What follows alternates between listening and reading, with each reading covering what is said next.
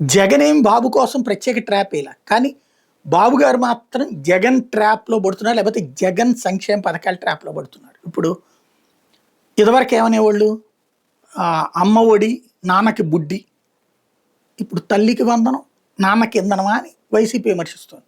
అది తప్పే, అప్పుడు తప్పే ఇప్పుడు తప్పే. ఎందుకంటే ఇదిదే అదే. ఇంట్లో ఇట్లా ఖర్చు పెడతారంటే పెడతారు, దాంట్లో 10%, 20%, 30%. But at the same time పిల్లల్ని స్కూల్కి పంపించే కార్యక్రమం కూడా ఉంటుంది. అది పక్కన పెడితే ఆ రోజున ఈ సంక్షేమ పథకాలకి ఇట్లా డబ్బులు ఇవ్వటం వల్ల రాష్ట్రం అదేది శ్రీలంక అయిపోతుంది, లేకపోతే కనుక వెనుజులా అయిపోతుంది, లేకపోతే ఇంకోటి ఏదో 2-3 దేశాల పేర్లు చెప్పేవాడు, బాగా దెబ్బతిన్నటువంటి దేశాలు. ఆ పేర్ల పేరు చెప్పి సర్వనాశనం అయిపోతుంది అన్నారు. గుడ్. ఇప్పుడు మరి డబ్బులు ఇస్తున్నారుగా, అంతకంటే ఎక్కువ ఇస్తున్నారు కదా. మరి ఇప్పుడు శ్రీలంక అవదా, ఇప్పుడు వెనుజులా అవదా?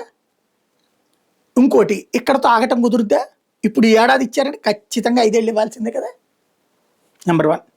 నెంబర్ 2, ఇంకా మిగతా పథకాలు సూపర్ 6 ఇవ్వకపోతే అక్కడ జగన్ ఇచ్చాడు ఏది? ఇప్పుడు విద్యా దీవెన ఏది అని అడుగుతున్నారు, హాస్టల్ దీవెన వసతి దీవెన ఏది అని అడుగుతున్నారు. అట్లాగే ఏదైతే ఇప్పుడు అన్నదాత సుఖీభావ ఇస్తామంటున్నారు, వాళ్ళేమో అప్పుడు రైతు భరోసా ఉండేది, ఇప్పుడు అన్నదాత సుఖీభావ.